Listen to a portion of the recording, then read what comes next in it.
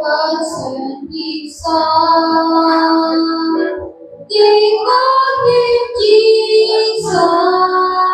He came to love, heal and forgive.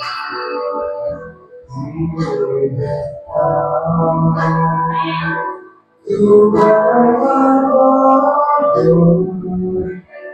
every day steps you save all days. Because He lives and the face tomorrow. Because He lives, all fear is gone. Because I know He wants to future, and life is worth living just because He lives. How sweet to hold a newborn baby and feel the pride and joy He brings. But we were still, your mama shoulders, His strength and grace, His strength and grace, because He lives. Because He lives, I can face tomorrow. Because He lives, all fear is gone. Because I know He knows the future, and life is worth the living just because He lives. And then one day I'll cross the river, I'll find my spot with Calvary fair. And then I'll stand, give space to victory. I see the light of glory, and know He lives. Because He lives, I can face tomorrow. Because He lives, all fear is gone. Because I know He holds the future, and life is worth the living just because He lives. And life is worth the living just because He lives. Amen.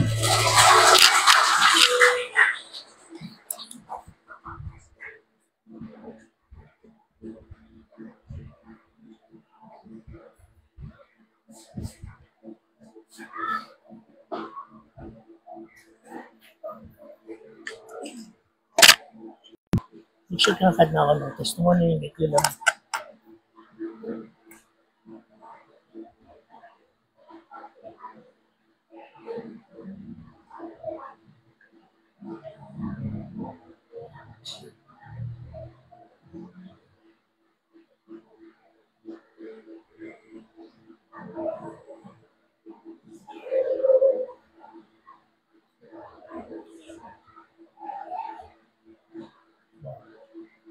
Yeah.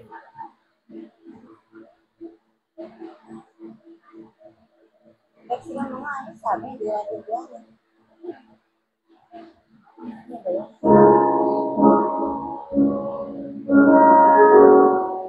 Okay.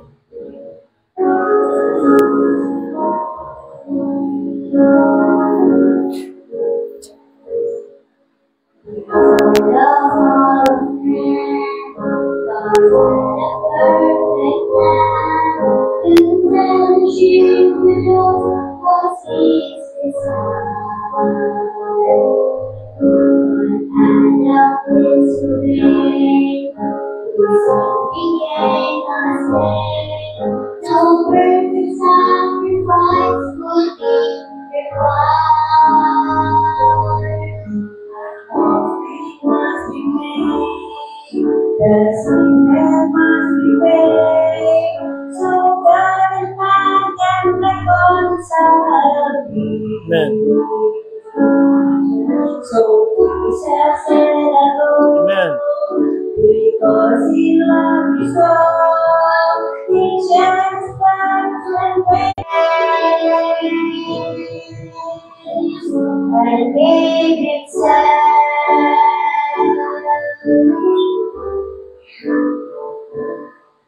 Greater love is known, no greater love is shown, and when one lays his life down for a friend.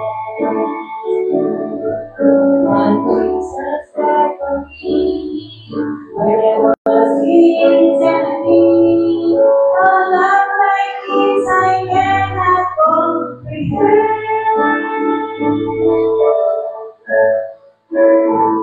He gave himself to pray that I would have faith when I was wrong. He gave himself to be my way, though I deserve to be upon the cross that day. He loved me to my place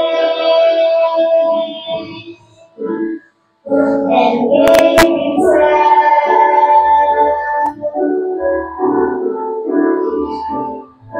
My parents were his hands, my brothers he wore, my scars were on his back, my happy cross he wore. When the sun fell, he turned me on my sleeve. Jesus won our victory that I could never reach. Amen. He gave himself to pay a debt I could pay when I was lost. He gave himself to be my way, though I deserve to be upon the cross that day. He loved me to my place and gave himself.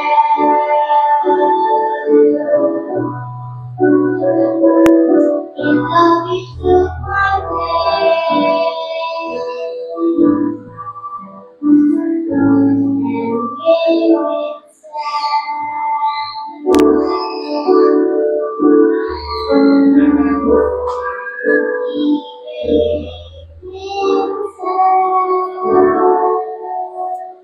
Amen. Amen. Salamat sa Panginoon. Tayo natin tumayo. Philippians chapter 4. Isa-nais nating datag sa Panginoon yung ating na dapat ituwid niya sa atin yung matuto tayong mahusto. Magkaroon tayo ng contentment sa ating buhay. Yung bang hindi ka na maghahangad ng sobra na dahil sa paghahangad na iyon, ipinapahag mo yung sarili. But let's open our Bibles, Philippians 4:10 hanggang 13. Let's deal with discontentment. Basahin pa natin ang talatang G hanggang 14 hanggang 13. Amen? Begin. Datapot, ako'y totoong magagalak sa Panginoon na ngayon sa kuli-ulian ay inyong binuhay ang inyong pagmamalasakit sa akin. Dati kayo katotohanan nagkaroon kayo ng malasakit. Ngunit kayo'y nagkulang ng mabuting pagkakataon. Hindi sa sinasabi ko ang tungkol sa kailangan, sapagat aking natutuhan ang masiyahan sa anumang kalagayang aking kinaroroonan.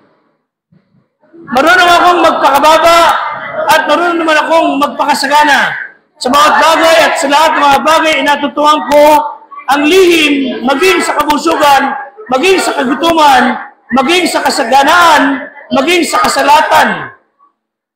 Lahat ng mga bagay ay aking magagawa doon sa nagpapalakas sa akin.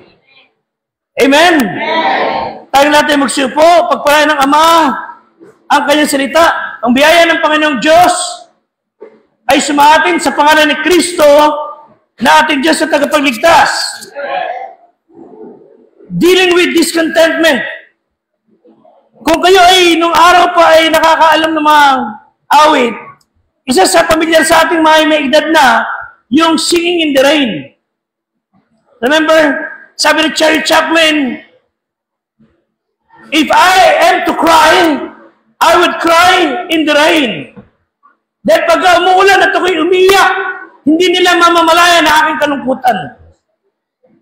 But yung Singing in the Rain is a song na sumikat ng panahon niya na tumutukoy ito sa pangyayari na anumang plano mo sa buhay, anumang magandang plano mo sa iyong kinabukasan, ay nasisira pagka dumating yung ulan.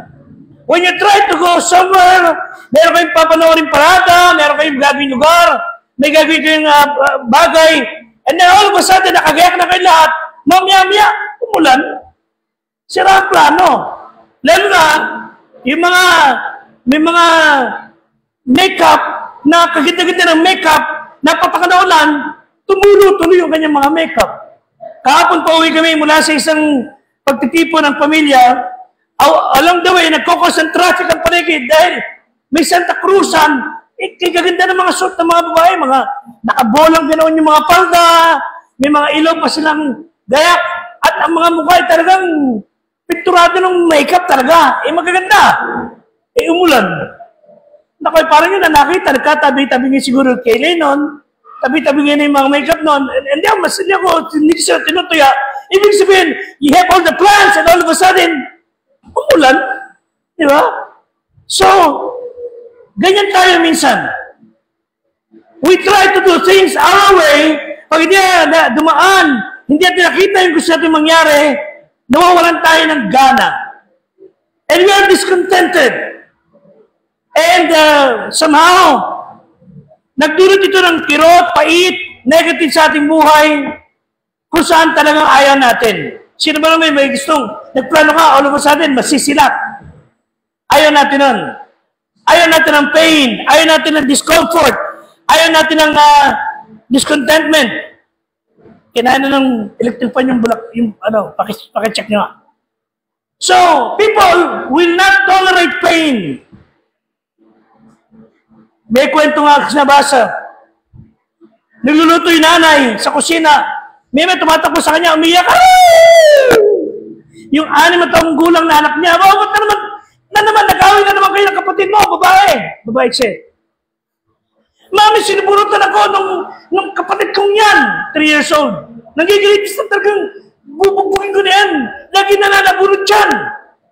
Sabi ng nanay niya, pasensya ka na. Pasensya ka na. Hindi naman niya naiintindihan yan eh. Siya rin sa malayo. Pagkalas ilang oras, yun naman batang malitang umiiyak. Tinawag, ano yan dito? Kanina hindi niya alam yung sakit. Ngayon alam na niya. Ibig sabihin, ginantihan niya kapatid niya. And one reason people do not like pain, one reason people do not like suffering, sino mo may gusto? Dahil minsan yung pain, suffering, it leads to death. May isa pa ako nabasa, kwento ko na naman to, ay sa legend. Si Pedro daw, ay sinalubong na isang taong nasamaan lang kalooban. Hindi ba ako dapat mamatay? Hindi ba ako dapat mamatay? Ba't ako namatay kagad? Masama loob niya. Sabi, tagma na, huwag kang magagalit. Hanapin ko. Oo nga, ito na araw mo. Sabi dito, sa aklat, abay, mapapapasokin lang dito, yung nakagawa na mabuti. Eh, sa tingin ko naman, sa angas mong yan, wala kang ginawa mabuti. So, hindi, meron naman akong ginawa. O, teka, inisip niya. O, sige, kwento mo sa akin. Ang tanda ko, yung huli ko natatandaan, baka wala punta rito, nagbabike ako eh. Habang nagbabike ako, nakita ko yung mga, siguro mga 5 lalaki yun, binubuli babae, inaasar, binabastos. ako'y maginoo. Binaba ako. Pinigil ko sila, huwag niyo binabasos yung babae, ha? Masama yan. At tinadyakan ako na isa. Ano ginawa mo? Ginantihan ko. Pinagbubugbog ko sila.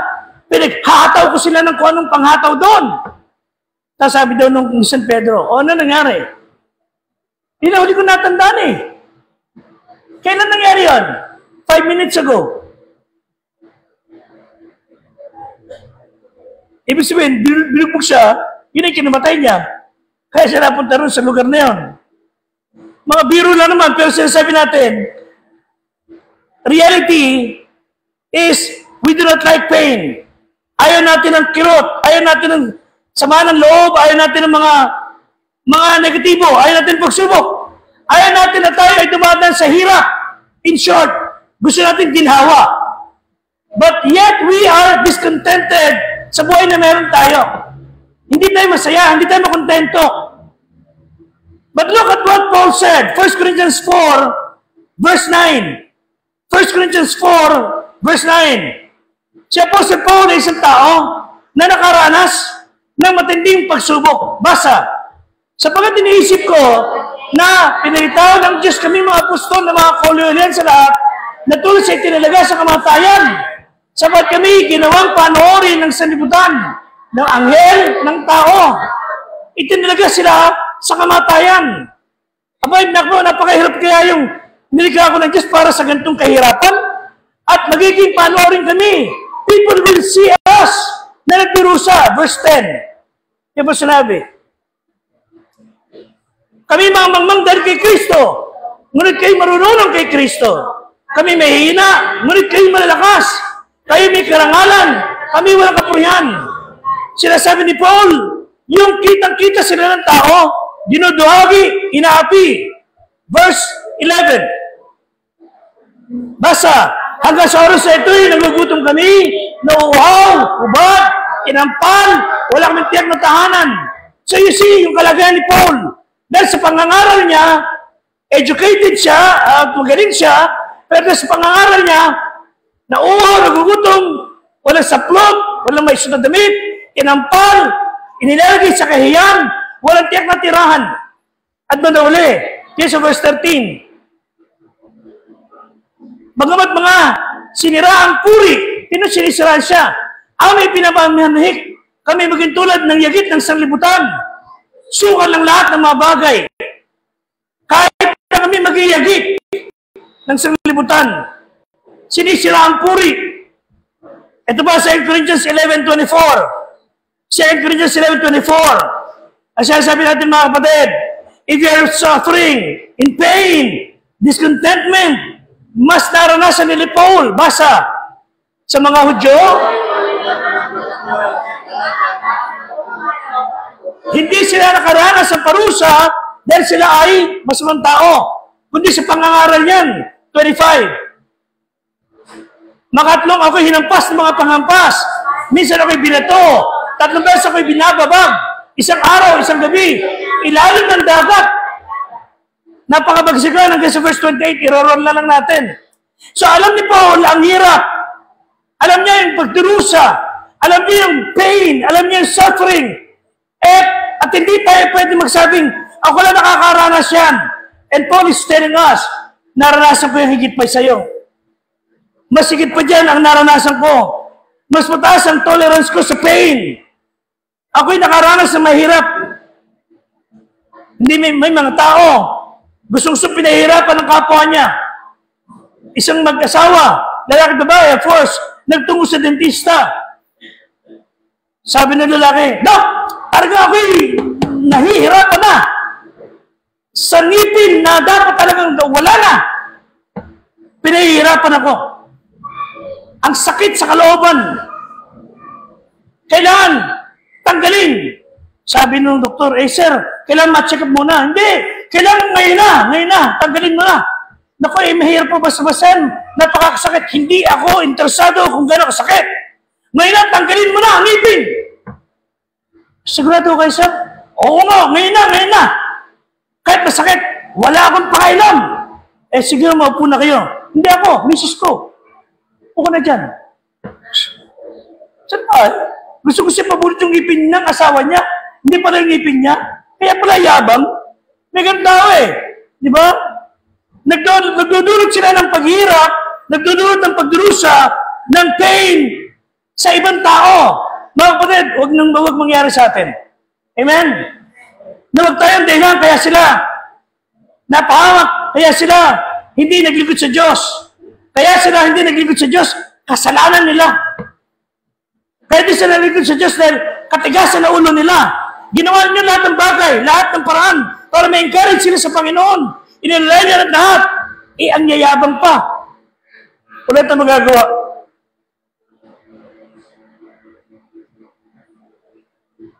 What is contentment?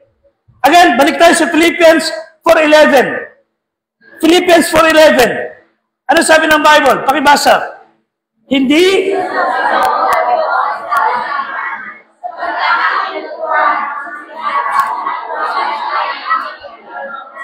okay, ang contentment, yung close to one, kontento ka, ito yan. Kalagayan ng kaisipan mo, na kung ano kalagayan mo ngayon, okay ka lang. Pagkano kung meron kaming kanin at ulam, salamat to. Kung kanin lang, masaya na kami, may ulam pa, mas okay lang. May mga bata, kumakain sila ng tanghalian nila, sa labas sa eskwelahan, sa ilalim ng puno, kasi naiya sila sa ulam nila, kanin lang, at ang ulam nila, suka at saka asin. Naiya sila. Ibig sabihin, mga kapatid, ang kontento, yung contentment is a state of mind. Kung saan yung kalagayan mo ngayon, masaya ka na dyan. Pero hindi ka titigil na umunlad. Amen? Kundi, masaya ka. Meron ka ng i-15. Hihingi ka pa ng mga iba pa mga bagay. Hindi pa nagtatagal yung gamit mo, gusto mo, meron ka na naman bago. Hindi ka talaga masaya. Okay? Hindi ka kontento. Well, let me give you 3 things. And I'll close. Ano yung dahilan? Bakit tayo hindi kontento? The cause of discontentment. Okay, James 3:16. James 3:16, basa. Begin. Sapagkat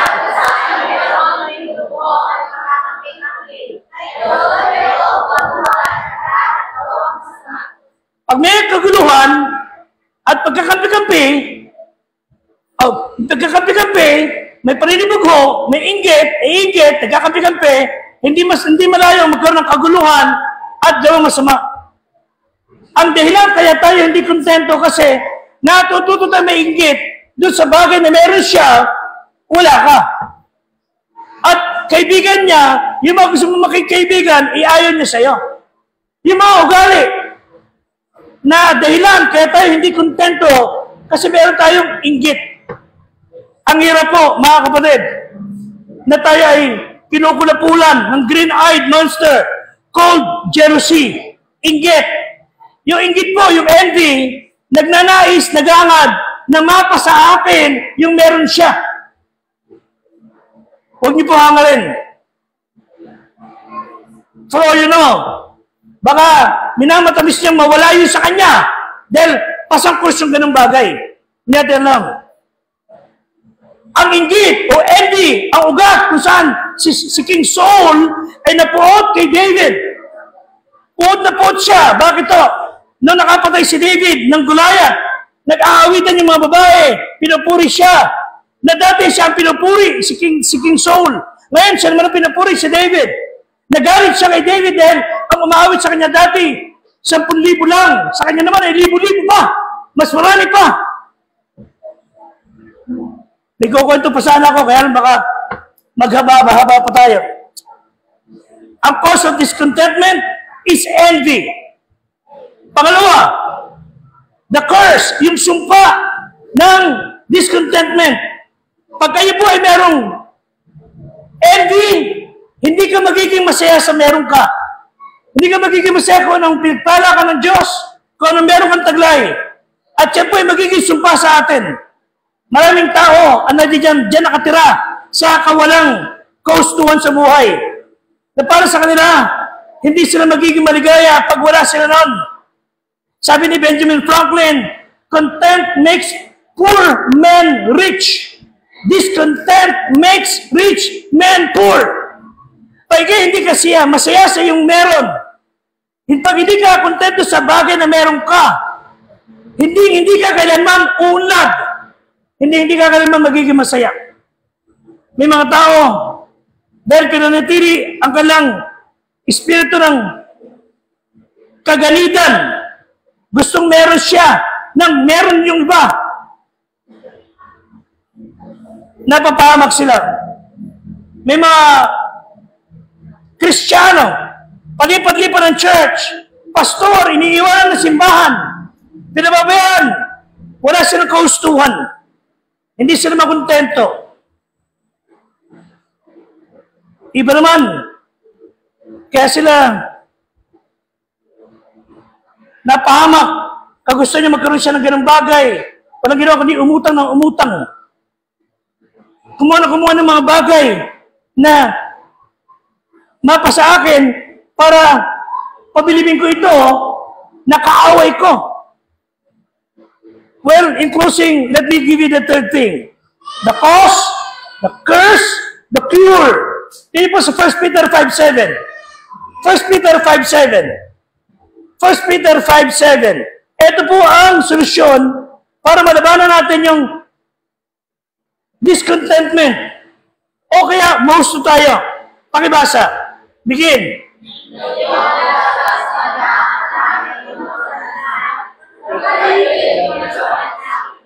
Ilagay niyo sa Diyos ang lahat ng kabalisahan. Anxiety, depression, discontentment, at sabi ng Bible, nagmamalasakit sa sayo. Ano yung gusto mong bagay na makamit para sumaya ka? Tiyakin niyo lang nakalooban ng Diyos, ilapit niyo sa Diyos, nagmamalasakit sa sayo. Siya bahala doon. Alam ba ang Diyos ko ano mga dinadaing natin?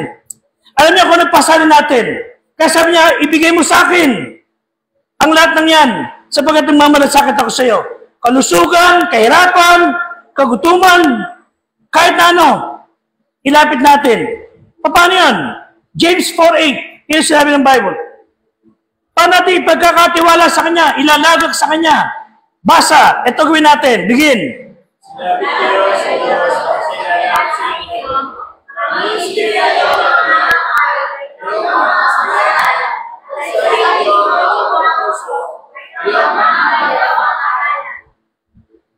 Ang paraan, you need to draw nigh.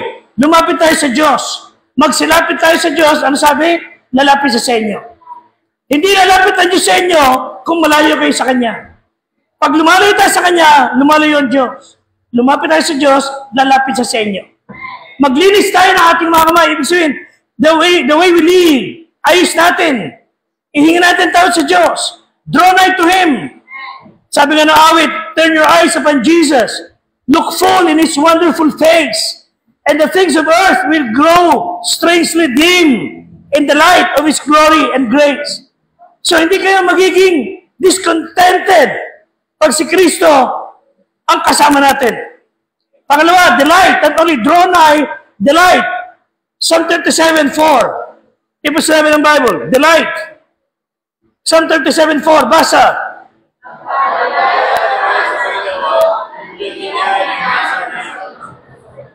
Delight thyself also in the Lord. Magpakaligaya ka. Ano sabi? And He shall give thee the desires. Ano ang nasa ng puso mo? Ano ang gusto ng puso mo? Magpakaligaya sa Panginoon. Ibibigay niya ang gusto ng puso mo. Ewan ko kayo, pero hindi mo mahirap intindihin yan. Seek for happiness. Hangarin nyo yung kaligayahang bigay ng Diyos. Huwag nyo nang hanapin yung mangungusumi kayo at mangungusumi iba. Napakadali magbigay ng pasan sa kapwa. Look for the best sa bawat isa sa atin. Huwag natin sila hanapan ng butas. Dahil pagka naging miserable ang kasama nyo sa bahay, mas miserable tayo lahat. Look for good things sa ating kapwa. Isang boss, ang talaga nangungusumi siya araw-araw kay hari, sa kanyang tauhan. Malaki yung negosyo nila, si hari ay isa sa mga leader niya, key person niya sa negosyo. Pero isang araw may bisita siya, kaibigan, sabi niya, alam mo, pre, itong sa akin si hari, kundi ko lang talaga siya key person dito, baka penalize ko na ito eh. Magaling siya, pero ang problema ko sa kanya, masyado makakalimutan eh. Nangungusumi ako talaga sa kanya. Halimbawa, kanina umaga, sabi ko, Hari, pagbalik mo, huwag mo kalimutan yung dyaryo, ha? O, boss, basta pagbalik mo, huwag mo kalimutan yung dyaryo, okay? May malaga akong titingnan ng balita. Kita mo, ngayon, wala pa, pre, oh, wala pa. After a while, humahangos. Boss, boss! O, ito na siya. Binuksan pinto. Boss! Naku! Yung customer natin isang araw. Ayaw makapag-deal sa atin sa negosyo. Nakapag-deal sa akin kanina. At sabi niya, makikipag-usap siya sa atin. At maganda yung kontrata na ibibigay niya sa atin. Ayos ba yan, boss? Arreglado! Bago pa sumagot yung boss. Alis na ako, boss, ha? Sabay sarapin to. Nakaya ng boss niya. Sabi sa kasama niya, o, kita mo na? Hindi dala yung dyaryo. Makalimutan yung dyaryo. Ano puntos mabutin? Ang ikunukusmi na sa isip niya, yung dyaryo. Hindi nakita, yung mas makain ko na kwento ng kaibigan niya. Yung malaking negosyo. Natindihan niya? Isa pa. Trabador. Pinagbibintangan, nagnanakaw. Pinatan yung gwardiya ng iba, ang pinalit, napakagaling. Lahat chinek. Eto pinagbibintangan na to, tinutingnan niyo palagi. Ang gawa kasi ng trabador, tagatapon ng basura, tagatapon ng lumang dyaryo. Sakritan gwardiya, eto na yan. Eto na pinagbibintangan. Oops, ano ginagawa mo? Ano yan? Ano laman yan? Buksan mo. Sir, basura, dyaryo. Chinek. Sa isip niya, baka nagnanakaw to, ha? O, sige. Yung mga lumang dyaryo, sige, butin lang, sige siya yan. Kalat lang dito yan. Sige, alis siya. Kinabukasan ko na naman. Ito na naman itong pinagbibintangan. May nakatabon ng sako. Buksan mo yan. Baka may gamit niya sa kumpanya. Wala, sir, buksan niya. Sige. Binuksan ulit. Chinek. Wala. 5 araw na gano'n. 5 araw. After 1 week, pinatawag ng boss yung gwardiya. Sir, pinatawag niyo na po ako. Oo. Sasanti ka na. Sabi siya, magpatay ka kasi nagnanakaw sa atin. Eh, sir, lahat sinek ko naman. Hindi ba alam, meron tayong 5 kartilya na nananakaw, nawawala, araw-araw. Isang kartilya, araw-araw, nawawala. Sasanti nga siya. Nakatawa lang minsan natin buhay. Tawanan lang natin, ika nga. Huwag kayong maging discontented. Ang magpupuno sa ating pangailangan, ang Panginoong Diyos. Kaya natin tumayo. Aming Ama, tulungan mo po kaming mga Kristiyano na matuto, na mahusto ang aming